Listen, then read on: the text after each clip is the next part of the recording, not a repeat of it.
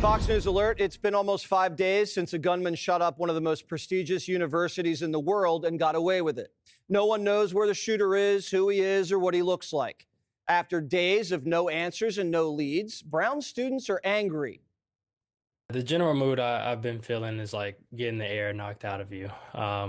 It's pretty sad on campus. We have been concerned and confused and hoping that there's more progress in the case. There's definitely uneasiness with the gunman not being in custody. There's uneasiness because we're not getting any answers from the people in charge. Their press conferences are an embarrassment. The police chief doesn't even know who was in the room during the shooting. Can you now say how many kids were in that classroom, and did the gunman come in from the back so these people never knew it was coming, or did he come in front with full view of everybody? And that's all part of the interviews, and actually we're cooperating with Brown to get the roster.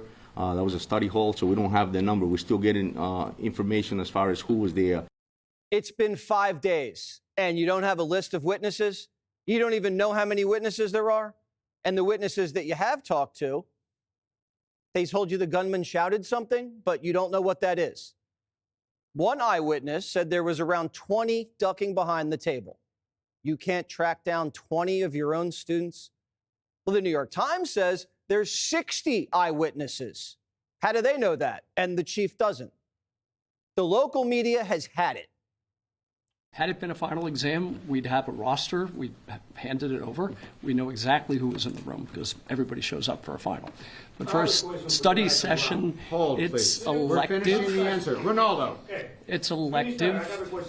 It's elective to turn out for a study session. So we don't know exactly what fraction of the overall roster turned out for a voluntary review session. Okay. Remember the black student witness who told ABC that the shooter had a long gun that was really big? Now they're saying the gun might have been small. You don't think there's multiple weapons? No, just that individual. I just want to jump in here too, because you mentioned a long gun. We are not in a position to say, unless the chief, you want to square it, whether this was a long gun or not. And get this. Now we're learning Brown University had more than 800 surveillance cameras. They had 1,200. And not a single camera got a shot of the shooter entering or exiting the building. Is it dumb luck that he found the one blind spot on campus? Or is he a student who knows the lay of the land? Or did he just case the place for hours and no one noticed? It's believed, based on what we know, that the gunman, primary person of interest, the suspect, came out of that entrance or exit and started walking this way and passing this dumpster. If you just look around this parking lot to show everybody, there are no cameras that we can see out here, right outside of the Barris and Hawley building. You can see there are no cameras that we see visible to the eye. So that is something that has been a big sticking point in this investigation. Why wouldn't you put cameras on the perimeter of campus so you can see who's coming onto campus and who's coming off? That's Security 101.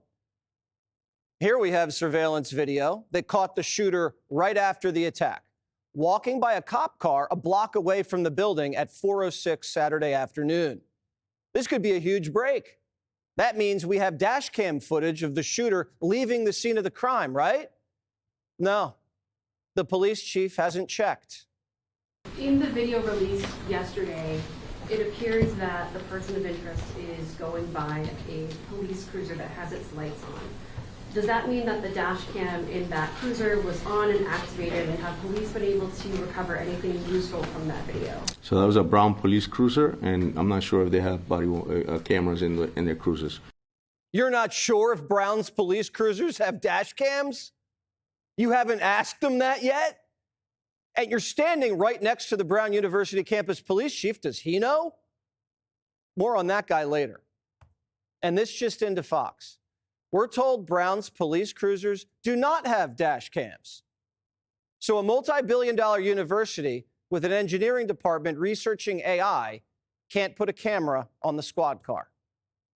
Some of the poorest counties in America have dash cams on patrol cars. But Not one in the richest school in the country almost. Apparently, this shooter just disappeared. Another video that they obtained later subsequently places him right here behind this pole. And this is where he crosses the street. Once he crosses this street here, hits that corner and goes up that way, the police are essentially at the mercy of residential cameras in order to obtain video. This is a wealthy neighborhood. A lot of the houses have walls. They're well set back. They don't have Ring cameras, and if they do, they're internal.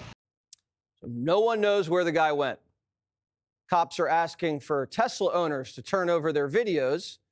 Hopefully they haven't all been firebombed. Later on in today's press conference, the chief just casually drops this bombshell. Listen. We have seized and found physical evidence. And does that include a gun magazine? We have found physical evidence. Can you say where? I'm not going to confirm. What's the evidence? Does the chief even know? My goodness. Providence police just happened to also be looking for a second person they say was in the proximity of the shooter. Is it a man? Is it a woman? Nobody knows. Are we sure it's a man? I know it was brought up in the question before, it could be a man, but are we 100% sure it's a man, or could it be a woman as well? It's a person that we would like to at least speak with. Oh, okay. Maybe the person's trans. Wouldn't surprise me. Now, this could be just a false lead. There's a chance this person has nothing to do with this. Or he could be a getaway driver. Or could have been a spotter. Could have transferred the weapon. We don't know.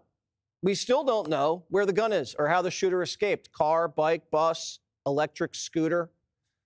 Even CNN's like, what the hell, Smiley? How on earth does it happen that somebody can walk into a prestigious university like Brown or any school that has thousands of students and faculty and support staff, shoot at least 11 people, and then apparently walk out and disappear? I don't think it matters that it's a prestigious university. We've all seen horrific acts of gun violence in public schools. You know Brown's in trouble when Trump and Jake are on the same side. Here's the president. Why did Brown University have so few security cameras? There can be no excuse for that. In the modern age, it just doesn't get worse. It's gotten so bad that people think Brown is in on a cover-up. Is the Brown University withholding anything, for the record? For the record, we are cooperating 100% with law enforcement. We are turning over everything we have to assist in this investigation. Reporters think Brown's covering up a school shooting. The university told us they have footage from inside the building, but they won't release it. They say it doesn't show the shooter.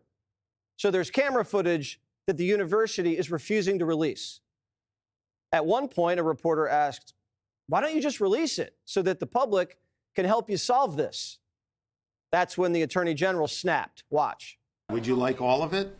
Why not? Well, because here's why. Because it doesn't tell us anything about who committed this crime yet. If we get a better image of who committed this crime, you'll have it. There is no effort to preclude the public, online investigators in the press, from getting to the result faster than we can. If you can identify this person faster than we can, have at it. Has there ever been a mass shooting in modern America where there's not a single image of the crime scene? We don't even know what the auditorium looks like, not even a rendering. We haven't seen shell casings, bullet holes. They don't even know if the shooter came in the front or the back. And now they're telling Fox, police don't even know how long the shooter was in the room. They don't even tell us how long it took for police to respond to the scene. Apparently, there's anywhere between 20 to 60 eyewitnesses, and no one took any video. Did anybody try to tackle the gunman? The new excuse for why they didn't have a camera by the building was because the building was old. You know where they do have a camera? Outside the university president's house. And that building is over 100 years old. And they have state-of-the-art security cameras. But this building, facing the streets of Providence, doesn't have a camera. And the door didn't need a swipe card. And campus security didn't have a guard there. Was there a security guard ever posted at the engineering building entrance? If so, were they there that day? And what did they do? And if not, why not? So maybe I'll ask our chief of police to speak to that. On that day, we did not have and do not have a security asset posted inside the building. Is that atypical of a Saturday or in that particular building? How do you determine where security is posted, and is that under the purview of Brown Police? That is typical for that academic space. So that right there is the mysterious campus safety chief, Rodney Chapman. Funny, we haven't really heard from him. Where's he been? Well, we just discovered the Brown University police chief isn't really a big fan of policing. He once said this: communities don't want policing done to them. How this guy came to Brown is a crazy story. He was the head of campus security at the University of Utah, and right after he was hired there, he was immediately suspended because he didn't have the proper credentials. Utah then told him, we're going to fire you or you're going to have to resign. What's it going to be? So Rodney resigned, and Brown said, we'll take you. And right before this shooting, Brown's police union issued a vote of no confidence in Chief Rodney. The chief's own men accused Rodney of endangering officers and creating a toxic workplace culture. Rodney should know the campus better than anyone, but all week he's been hiding under his desk. He's obviously completely unqualified. Brown's the most liberal Ivy League school, and they take DEI more seriously than safety. The school's been under intense pressure from the Palestinian students. The president, who was a no-show at today's presser, has been heckled for years by Muslim underclassmen. She always bends the knee, but they heckle her anyway. Over the summer, radical left human rights groups demanded Brown disable their security cameras so Palestinian activists could raise hell under the radar. Did they cave? We asked. No response. It's not just Brown. The whole city is a DEI mess. You know who else was at the press conference? The Providence City Council Chief of Staff is a genderless bisexual who was arrested for protesting at Trump Tower this year. Meanwhile, the police chief could be compromised. Turns out the chief's nephew was sentenced to 22 years in federal prison for running one of the largest fentanyl rings in Rhode Island. And Mayor Smiley promoted him to chief knowing his family was trafficking. Why would Smiley do that? Well, because Smiley and the chief speak the same language. The chief's main goal is to diversify the department. It's too white. He says when an officer shows up to a call on a Colombian block party, say, Colombians are loud. They know how to party. And a Colombian officer would be more understanding, while a white officer would just start slapping cuffs on everyone at the fiesta. This is the guy leading the investigation into one of the biggest unsolved mass shootings in American history. 11 people shot, 2 dead. One was like the most prominent Republican on campus. And we don't have any answers or videos or pictures. We don't know what he shouted, if he had an accomplice, the size of his gun, the number of witnesses, where he is, how he got out.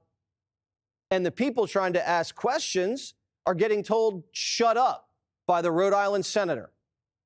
For people who have no idea what they're talking about to offer their stupid and ill-informed views about what happened all over the internet.